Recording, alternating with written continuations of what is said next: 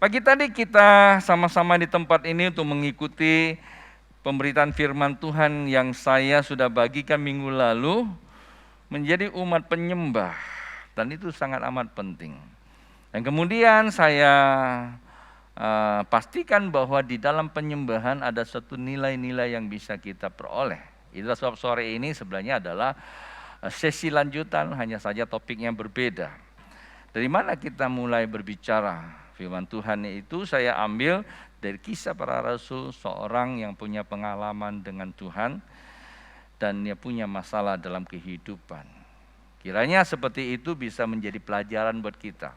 Menarik untuk saya bagikan, karena saat waktu saya berdoa, sepertinya saya mau khotbahkan untuk pagi, tapi karena pagi saya sampaikan khotbah yang minggu lalu sore, ya, menjadi umat penyembah. Hari-hari ini saya lebih banyak bicara seperti itu. Sekalipun kita tidak mempunyai waktu yang cukup, bukan berarti kita dibatasi. Ya, kita hanya menghormati dan menghargai keberadaan berbagai hal. Tapi saran saya, Pak, Bu, adik-adikku, ya, menyembah Tuhan itu mempunyai beberapa hal, ya, seperti kemarin sore saya bagikan buat kita semua. Nah, malam ini, sore menjelang malam ini, kita akan sama-sama simak beberapa ayat firman Tuhan untuk membuka satu pandangan tentang penyembahan. Sangat penting sekali. Kisah Para Rasul pasal yang ketiga, ayat yang pertama, saya bacakan buat Bapak Ibu sekalian. Kisah Para Rasul pasal yang ketiga ayat pertama, pada suatu hari menjelang waktu sembahyang, yaitu pukul 3 petang, naiklah Petrus dan Yohanes ke bait Allah. Di situ ada seorang laki-laki yang lumpuh sejak lahirnya, sehingga ia harus diusung tiap-tiap hari. Orang itu diletakkan dekat pintu gerbang bait Allah, yang bernama Gerbang Indah, untuk meminta sedekah kepada orang yang masuk ke dalam bait Allah. Orang itu melihat bahwa Petrus dan Yohanes hendak masuk ke bait Allah. Ia meminta sedekah. Mereka menatap dia dan Petrus berkata, "Lihatlah kepada kami." Lalu orang itu menatap mereka dengan harapan akan mendapat sesuatu dari mereka. Ayat ke-6, tetapi Petrus berkata, "Emas dan perak tidak ada padaku, tetapi apa yang kupunyai kuberikan kepadamu. Demi nama Yesus Kristus orang Nazaret itu, berjalanlah." Kasih garis bawahi, nanti ayat ini kan menjadi pembukaan buat kita. Lalu ia memegang tangan kanan orang itu dan membantu dia berdiri. Seketika itu juga kuatlah kaki dan mata kaki orang itu. Ia melonjak berdiri lalu berjalan kian kemari dan mengikuti mereka ke dalam bait Allah. Berjalan dan melompat-lompat serta memuji Allah. Pak, Bu, menarik kita untuk sama-sama mengerti. Pertanyaannya sederhana, mengapa orang itu diam di gerbang bait Allah? Pertama, bait Allah kita tahu tempat di mana Allah hadir. Perjanjian Lama. Kalau Perjanjian Baru di mana? Gereja.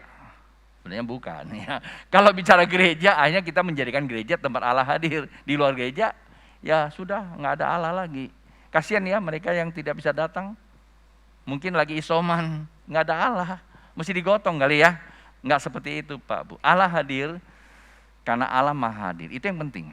Di mana saja, kapan saja. Ketika engkau percaya, di situ Allah hadir. Engkau tidak percaya pun dia hadir sebenarnya. Karena itu kemahahadiran Allah itu, ya, kemahahadiran Allah itu dikatakan oleh Daud. Kemana aku menghindari rohmu Tuhan? Bahkan ada satu kalimat berkata, di dunia orang mati pun engkau ada. Terbang dengan sayap fajar pun engkau ada. Artinya apa? Enggak ada tempat yang membatasi. Allah kita adalah Allah yang maha hadir. Tadi siang kami saat istirahat makan, saya sharing-sharing sama brother Roy. Karena dia adalah seorang pandu. Ya, banyak hal dia paham. Saya tanya, dalam dunia fisika kuantum, ya fisika kuantum sekarang kita. Dalam dunia fisika, apa yang mempunyai daya jangkau tak terbatas? Pertama kita kenal namanya apa? Dalam dunia fisika. Pertama kita kenal namanya apa? Yang sekolah tuh ngerti lah ya. Molekul. Itu awal-awalnya kita ngerti ya, molekul. Setelah itu apa? Setelah itu perkembangan teknologi, maka ditemukan namanya atom. Dikatakan paling kecil tuh. Tapi kan nggak sampai situ. Justru di balik atom itu masih ada belahannya. Ada proton, neutron, dan elektron. Itu yang kecil. Ditemukan lagi, lebih kecil lagi. Sampai kepada apa? Quark. Ya, ada lepton, ada boson. Itu udah kecil banget itu. Tapi kan terus berkembang kan, berkembang, dan kita tahu ada satu teori yang namanya MC kuadrat. Lalu ditemukan ya, alam semesta ini ada daya-daya alam. Ada 4 fenomenal, ya, ada 4 fenomenal yang mengikat, dan itu sebenarnya memberikan sebuah pemahaman sebenarnya alam semesta sedang berbicara tentang kesempurnaan manusia itu. Yang disebut apa? Yang disebut daya gravitasi, daya elektromagnetik. Buat Bapak Ibu yang mendalami fisika, itu pasti tahu. Ada namanya high nuklir, low nuklir. Keempat ini bekerja, dan itu dikatakan suatu daya alam. Nah dari situlah ditemukan namanya apa? Dunia kuantum. Kalau tadi semua itu secara fisika ada hitungannya, dunia kuantum itu nggak ada hitungannya sudah. Karena nilainya 0 kan? Hampa. Di mana sih? Ilmu pengetahuan nggak bisa ngerti itu. Maka untuk memberikan nilainya, itu kita menggunakan rumus 1 per berapa? Kevin, Anda kan dari siapa yang tahu? 1/0. Jadi berapa itu? Anda pakai kalkulator, 1/0 sama dengan 0 kan? Kalkulator mengatakan demikian. Coba Anda menggunakan kalkulator Google. 1/0 sama dengan infinity. Artinya apa? Tak terhingga. Kuantum. Tak bisa diraba, tidak bisa dihitung. Nah, maka Albert Einstein mengatakan bahwa itulah dunia meta. Ada namanya metafisika kan? Dia ada, tapi tidak ada. Dia tidak ada, tapi ada. Maka dia memutuskan segala sesuatu yang bergerak di alam semesta ini dikerjakan yang tak. Itu yang disebut apa? Disebut metafisika. Tak terbatas, tak terhingga. Ini fisika loh. Ilmu pengetahuan mengatakan demikian. Satu bagian yang tidak diketahui kalau kita kembali kepada Alkitab, kitab Kejadian, bahwa Allah menciptakan langit dan bumi. Pada mulanya Allah menciptakan langit dan bumi. Bumi belum berbentuk, ya bilang apa sana? Gelap, gulita, ya, kosong. Nah, ini kosong. Berarti apa? Enggak terhingga. Tapi di situ ada apa? Roh Allah melayang. Ada energi keilahian Allah. Itulah sebabnya kita mesti memahami bahwa kehidupan ini ada satu dimensi yang tidak terbatas. Di satu dimensi yang tidak terbatas yang disebut apa? Roh Allah. Maka Daud berkata, kemana aku terhindar dari engkau? Ke dunia orang mati, engkau pun ada. Tapi nggak bisa dilihat dengan mata kan? Iya Pak ya? Roh nggak bisa dilihat dengan mata. Tapi dia ada. Pertanyaan saya, kita duduk sini semua kondisi kan biasa-biasa aja. Ya, sejuk. Tapi pertanyaan saya, apakah engkau merasakan roh Allah di sini? Dan roh Allah bukanlah perasaan. Ingat, bukan perasaan. Roh Allah itu kebenaran. Namun ketika engkau percaya, belief system kita itu adalah jiwa kita. Jiwa kita berfungsi itu karena firman Allah. Firman Allah kalau kita baca Alkitab itu apa? Logos. Ya apa ya? Logos. Logos itu adalah logikanya Allah, pikiran Allah. Jiwanya Allah. Waktu dihembuskan, hush, bekerja di dalam neuron sistem kita yang dikatakan dahsyat itu. Ya, neuron kita. Nah, disitulah dibagi secara teologis saya dibagi menjadi 3. Pikiran, perasaan, dan kehendak. Kehendak itu disebut apa? Motorisa. Mesin daripada kehidupan itu adalah kehendak. Tindakan. Tapi ini tidak akan berfungsi. Dan Alkitab katakan dahsyat, mungkin nanti akan saya perjelas lebih jelas. Kali ini saya tidak bahas itu, tapi sedikit saya katakan.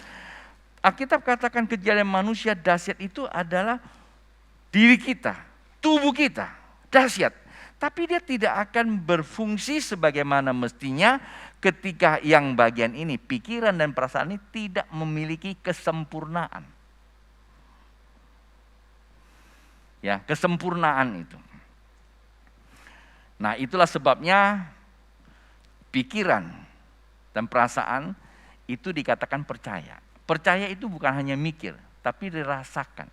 Waktu kita orang percaya, bukan kita merasa-rasa atau perasaan. Waktu kita orang percaya, maka otomatis kita bisa ngalami, feel. Ada reaksi ilahi di wilayah hati kamu atau batin kamu. Dan itulah yang akan menstimulasi engkau bertindak. Itu yang luar biasa. Nah Pak Bu, dalam pembacaan kita ini masalahnya apa? Orang satu ini. Masalahnya dia hanya ada di gerbang indah. Kalau saya menggunakan analogi gerbang indah itu adalah gerbang hadirat Allah. Orang ini hanya diam di gerbang hadirat, enggak masuk hadirat Allah. Kalau orang tidak masuk dalam hadirat Allah, maka hidupnya akan sengsara. Karena dia akan terus berperang di dunia nyata ini. Anda tahu, di dunia nyata ini ada satu energi yang namanya kuantum yang kamu tidak tahu. Kita nggak bicara roh dulu loh ya. Kita nggak bicara roh. Kita bicara alam nyata aja. Alam fisika aja kita ada yang nggak tahu. Bagaimana kita bertumpul sama hal yang kita tidak tahu. Salah satu contoh Pak Bu, ini tidak bicara tentang mistik. Kalau kita ngomong tidak kepada suatu kondisi, alam fisika akan energi akan membentuk kata tidak itu termemori. Suka tidak suka Anda akan ngalami itu ketika Anda pada saat waktu mau. Sebab karena apa? Karena dalam alam energi dia tidak mengerti apa yang kau katakan pada saat ini. Tapi ia akan mengerti apa yang kau memorikan. Kalau kau mengatakan tidak, saya tidak suka sama ini. Udah, besok-besok kamu suka dan dia akan menolak kamu. Jikalau kamu mengambilnya, justru akan bukan menjadi berkat, mencelakakan kita. Nah, mengerti maksud saya? Ini bicara alam nyata dulu, apalagi alam roh. Alam roh ada 2 loh, roh hantu dan roh Tuhan. Nah, karena itulah minggu lalu kita fokuskan penyembahan itu yang pertama adalah lihat dengan benar sesembahan kita. Kalau kita nggak mengerti, salah sembah dan itu yang akan membentuk pribadi kita. Sehingga kita tidak menemukan orang-orang sesuai dengan kehendak Allah. Kehendak Allah manusia itu sempurna seperti dia. Kata sempurna itu namanya simetri, seimbang, sempurna. Kalau kita pinjam dengan rumusan matematika, simetri itu apa? Segitiga, gugus, kulfa, itu semuanya kan perlu simetri kan, baru yang sempurna. Ya Pak ya? Nah, kata sempurna dalam bahasa asli Alkitab itu namanya teleo. Teleo. Teleo itulah berbicara tentang apa? Kematangan, keserasian. Nah, di dalam hubungan spiritual, kata sempurna itu adalah berbicara tentang apa? Tentang kejelasan, pengenalan. Genius, itu kata sempurna. Mengenal dengan baik itu kata sempurna. Tapi kalau dalam dunia hukum apa? Keadilan. Ya kan, pakai apa? Timbangan, keadilan kiri kanan. Coba satu berat, nggak adil kan? Kalau dalam dunia sosial apa? Seimbang. Betul kan? Dunia fisika juga begitu kan? Nah, itulah yang dikata simetri. Tuhan mau kita sempurna seperti Dia. Nah, karena itu kita memahami segala sesuatu tidak hanya berada di gerbang. Kita masuk ke dalam. Orang ini apa yang membuat dia tidak masuk? Lumpuh kan? Betul enggak? Coba kalau dia nggak lumpuh, masuk enggak? Nah, saya mengambil peristiwa ini untuk coba membawa kita memahami apa yang menjadi pelajaran buat kita. Kalau saya menggunakan istilah kita tidak mencapai kesempurnaan dalam hidup kita, tidak simetri, itu karena kita hidup tidak seimbang. Apa yang tidak seimbang? Nanti saya akan pelan-pelan masuk sana. Hubungan antara alam nyata dan alam tidak nyata. Alam tidak nyata, alam nyata itu berbicara tentang kemampuan, power. Itu karunia. Dan itu bisa kita dapatkan secara manusia, itu pengetahuan. Sekolah, belajar, dan itu pasti kita akan menjadi orang yang hebat. Akan tetapi kalau kita hanya bekerja di alam nyata, kita sedang, kalau kata Alkitab, kamu menyusahkan diri kamu. Pernah dengar kalimat ini? Siapa itu? Tuhan Yesus ngomong siapa? Maria dan Marta.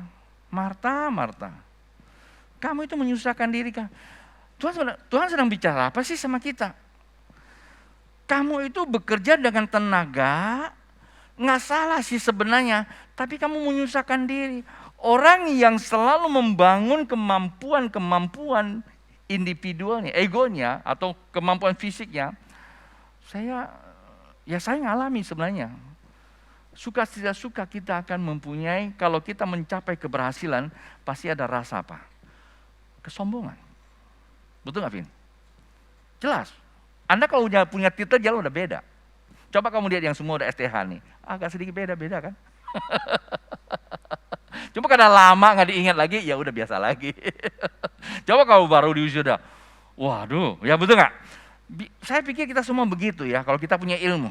Apalagi nilai-nilainya yang oke-oke banget gitu kan. Apalagi kita ada penemuan, itu cenderung. Salah nggak? Nggak salah sebenarnya.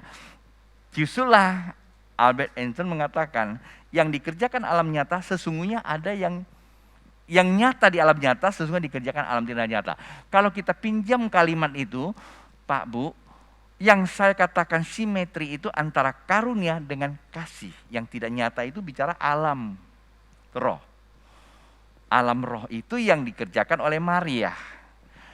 Nah, jangan kita cuma hanya disekat oleh keegoisan, keangkuhan, akibatnya kita tidak mempunyai, ini kendala kita, ini masalah kita. Jadi kita tidak masuk dalam hadirat, ya, ngalami yang namanya kasih Allah.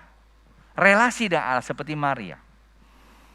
Nah, kita bilang apa Maria? Maria telah memilih yang terbaik atau terburuk? Terbaik. Kasih Allah. Dalam bahasa aslinya apa? Genesko. Genius. Kejeniusan seseorang adalah mengenal kasih Allah. Pengenalan akan kasih Allah dalam bahasa aslinya itu disebut apa?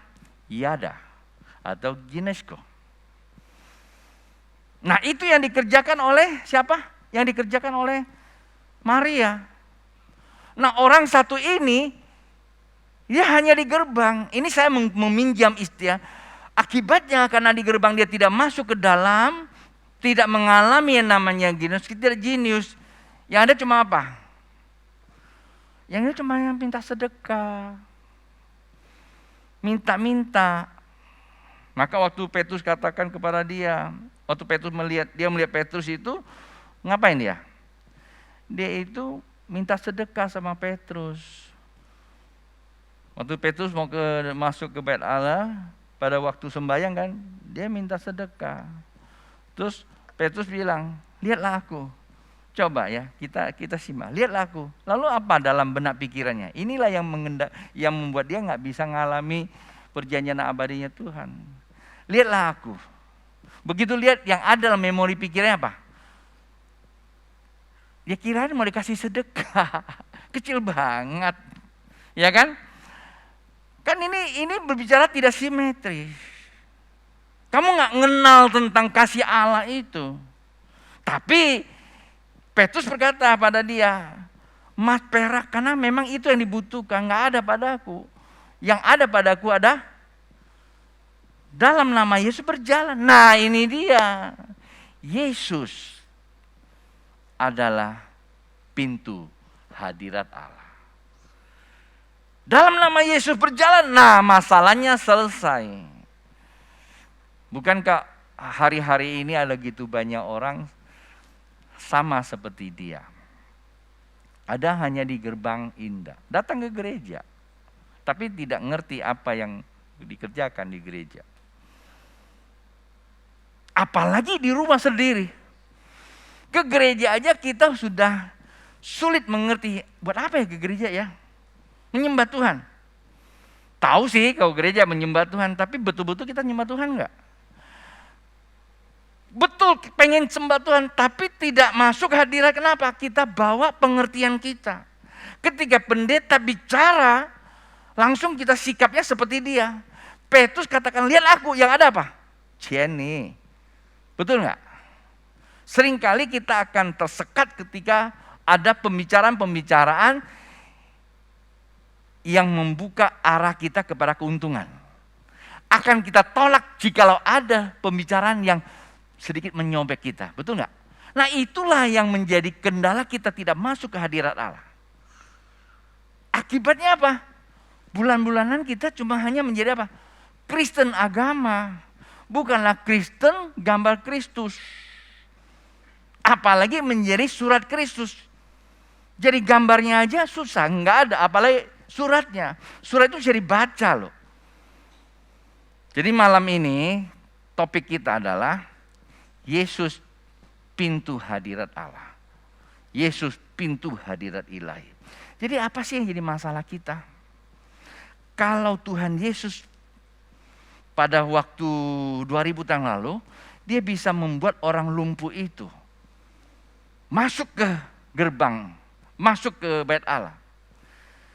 Pertanyaan saya, apakah Yesus yang sama hari ini tidak sanggup buat kita masuk? Apakah Yesus hari ini tidak sanggup melepaskan segala persoalan kita? Kalau Anda menjawab iya, berarti Anda setuju dengan saya. Tapi realitanya ada begitu banyak orang ketakutan. Ya apa ya? Ada begitu banyak orang ketakutan.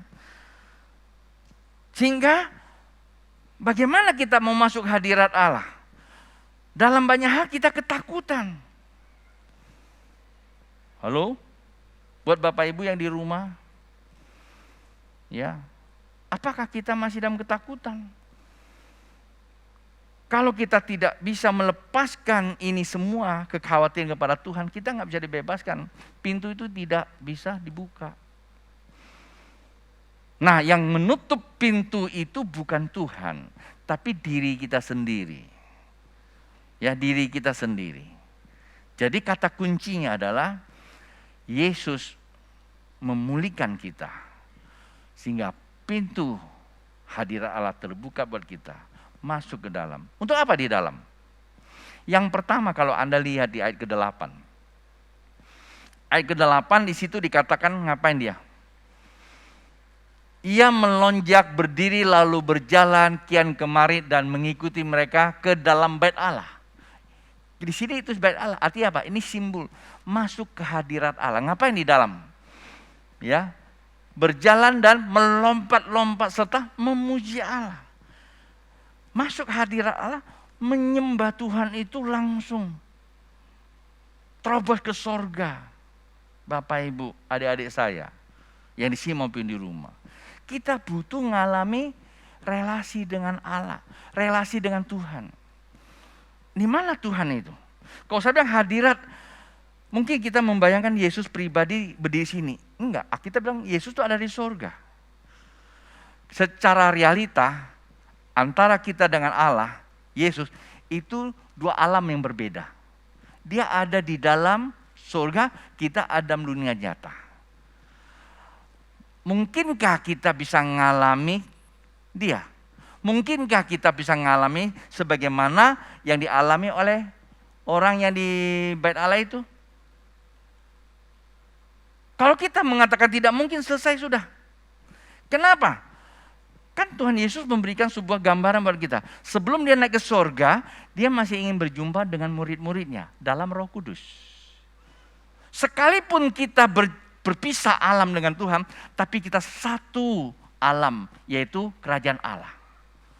Kita hidup dalam dunia nyata ini, Pak, Bu, Dek, di sini ada di rumah. Mungkin Anda di rumah, ya, dengan saya berbeda area. Secara fisik kita memang tidak bersinggungan. Tetapi secara roh. Jangankanlah secara roh. Frekuensi aja Anda bisa lihat saya kan. Betul nggak? Anda dengar saya jelas. Anda lihat wajah saya jelas. Lihat gantengnya saya juga jelas. Jeleknya nggak kelihatan memang. Ya kan? Nah itulah membuktikan bahwa kita bisa belajar dari alam nyata. Alam roh bagaimana? Sampai di sorga. Kalau Anda dicubit sorga, rasa. Jadi untuk apa? Nah karena itu, kembali yang minggu lalu dan pagi tadi, masuk hadirat itu menyembah, kita ngalami apa? Pertukaran nilai. Kata pertukaran nilai apa? Kalau Anda, saya suka gunakan besi. Kalau besi kamu ambil, lalu taruh di besi berani. Betul ya? Speaker kan ada tuh. Nah Anda ambil keluar lagi, taruh di mobil itu, di box logam, itu duitnya semua ngumpul tuh. Ngerti gak? Nah itulah karena daya alam. Daya alam tuh sebenarnya banyak teori, ya, teori fisika mengatakan daya alam itu manusia ini merupakan satu figur daya alam. Di dalamnya mempunyai 4 fenomenal yang luar biasa itu. Elektromagnetik, molekul, ya, atom, high dan low, ya, nuklir maksudnya. Kemudian apa? Gravitasi. Jadi kita ini sebenarnya bisa diproses menjadi magnet. Jadi apa yang kau perkatakan itu bisa tarik loh. Wah, ini kalau ini orang Pontianak saya senang sebenarnya. Ya, saya seringkali dengar orang Pontianak bilang apa? Jit mau tanang me mau takui. Ngerti gak bahasa ini? Siang jangan bicara orang, malam jangan bicara setan. Mereka ngerti loh. Kita baru ngomong aja ya. Aduh, lama ya gak jumpa Suprapto. Lama ya, biasa saya gitu. Kayaknya berapa minggu aku gak lihat si Ale. Aku cuma ngomong gitu. Datang gereja, dia muncul. Apakah kebetulan? No. Saya seringkali ngalami yang nama seperti itu. Itu reaksi alam tersentuh. Ngerti enggak? Nah ini namanya program. Nah waktu Anda ya di alam roh, hadir Allah, sebenarnya apapun yang ada pada diri kita itu Tuhan tahu. Ada reaksi, ya, ada reaksi kimia dalam tubuh kita. Umpamanya kamu nggak enak ya, kamu belum doa loh, nggak enak aja. Kira-kira sorga tahu nggak? Dia nggak usah pakai penyadap loh. Ya. Alat sadapnya sorga itu lebih dari alatnya KPK kali ya. Bener. Sampai Anda nafas saja dia bisa hitung secara Morse. Dia tahu loh, nafas kamu itu kena COVID atau tidak dia tahu. Positif negatif dia nggak perlu pakai swab lagi. Sorga tahu. Kalau kamu umpamanya positif ya, nafasnya aja sorga udah tahu. Dia akan kirim apa? Dia akan kirim vitamin D, K2, ya kan? Ya maksudnya doa, dia akan kirim ya, kasih karunia akan kirim buat kita. Surga lebih cepat buat kita. Jadi nggak perlu teriak-teriak. Nah kalau kita di gerbang, di depan pintu, ya teriak-teriak yang nggak ketemu. Taruhlah dikasih, kamu nggak bisa masuk. Bisa mengerti? Jadi masuk. Penyembahan akan memproses kamu menjadi serupa dengan Kristus. Jadi magnet. Magnet apa? Magnet money. Ya, kemanapun pergi, duit akan kejar kamu. Jangan kejar duit. Nanti ada duit mata duitan lagi ya. Kejar Tuhan, duit kejar kita, jadikan dia budak, betul nggak? Suruh dia beli mobil, suruh beli rumah, kita nggak ada urusan, ya. Jadi nggak usah mikirin soal bayar hutang, ya. Cari Tuhan, itu yang penting. Maka cari kerajaan Allah. Nanti satu hari saya akan bahas itu. Itu yang pertama. Yang kedua dalam hadir tadi apa? Dalam hadir Allah kita apa? Menyembah, ngalami pertukaran nilai kan. Yang kedua, masuk hadirat Allah. Hadirat Allah adalah ruang keajaiban. Tahu nggak ruang keajaiban? Kalau Anda bisa membuka satu baut terbuka, itu bukan ajaib, itu kemampuan. Yang namanya keajaiban, dunia sudah teriak tak ada jalan. Tuhan buka jalan. Nah kita lihat ya di dalam Lukas pasal yang kedua ya. Lukas pasal yang ke 13, pasal pertama 13. Saya bacakan buat kita semua. Saya ambil satu ayat, sebenarnya ada beberapa ayat sebagai kelengkapan, tapi satu ayat ini saya akan coba untuk memberikan satu pemahaman aja. Dia 13 berkata, tetapi malaikat itu berkata kepadanya, jangan takut, hai Zakaria, sebab doamu telah dikabulkan dan Elisabet, istrimu akan melahirkan seorang anak laki-laki bagimu dan haruslah engkau menamai dia apa? Yohanes. Tahukah Anda usianya berapa sih Elisabet itu mengandung? Sama seperti Sarah, di usia tua. Itu yang pertama. Yang kedua, di mana letaknya Zakaria mengalami perjumpaan ilahi? Di mana? Kalau Anda baca di ayat-ayat sebelumnya, sebenarnya pada waktu undian menetapkan imam untuk masuk ke bait Allah untuk menyelenggarakan ya ibadah, dia yang dapat. Dia lagi masuk, lagi nyalakan lampu. Tiba-tiba malaikat datang untuk berbicara sama dia. Nah, saya menggunakan terminologi. Di dalam hadirat Allah ada keajaiban. Pertanyaan saya, adakah Zakaria minta waktu di dalam? Enggak. Dia bilang, doamu berarti apa? Nafas kita itu doa, Pak Bu. Waktu kita bisa bernafas itu jiwa kita itu bereaksi. Waktu kita bernafas, jiwa kita bereaksi. Sorga bisa menghitung. Ya, ada kode Morse-nya dia. Nafasnya kamu itu berzina, bohong, atau males, itu Tuhan tahu semua, nggak usah ngarang-ngarang. Halo, yang di sini maupun di rumah. Nafas saja Tuhan bisa ngitung. Iya, ada satu fenomena ya, tapi saya nggak tahu mengatakan viral lah ya, viral lebih bagus.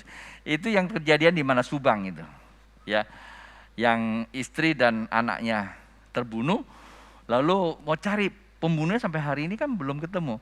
Lalu salah satu keluarganya untuk membuktikan dia benar atau tidak, ada namanya alat apa? Alat scan ya, untuk melacak apakah dia pembohong atau tidak. Itu pun nggak ketahuan kan? Hei, dengar baik-baik. Apapun yang kita kandung dalam diri kita, Tuhan tahu. Nah, kalau kita sudah masuk ke dalam, niscayalah apapun yang kamu punya, yang kamu alami, sorga tahu, sorga sediakan. Tapi kalau engkau belum masuk ke dalam, nggak usah teriak pun kamu tidak akan dapat. Kenapa? Ada penghalang. Itulah sebabnya kita berkata, bukan tangannya dengan cukup panjang atau telinga dengan cukup jeli, karena memang ada penghalang.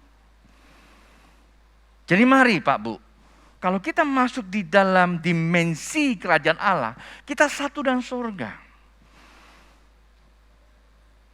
Beberapa waktu yang lalu, berapa banyak orang Indonesia yang tinggal di Indonesia dievakuasi pulang ke negaranya. Karena dikatakan apa? Gelombang yang kedua memuncak. Apakah mereka minta pulang? Enggak.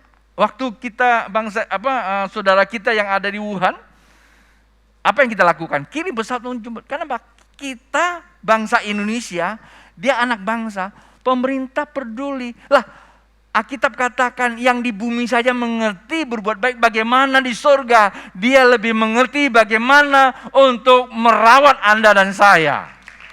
Amen.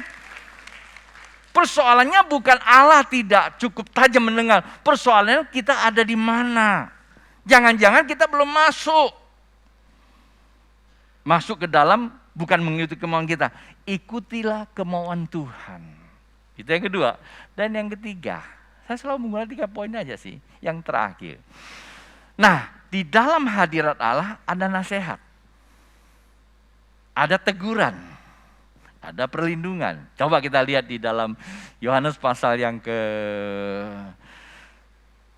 5 ayat 14. 5:14 ada satu orang yang sempat mengalami mujizat.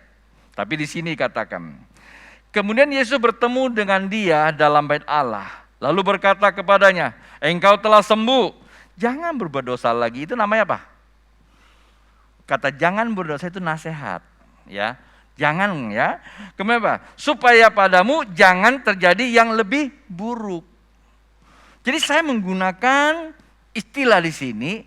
Di dalam hadirat Allah selain kita di alam mujizat, alam keajaiban. Ada begitu banyak hal yang kita gak perlu teriak-teriak tapi Tuhan sediakan. Istilah saya itu seperti dam jebol. Seperti keran terbuka. Ngalir terus. Itu kita ngalami kok. Sejak saat waktu dikata kasih Allah tercurah.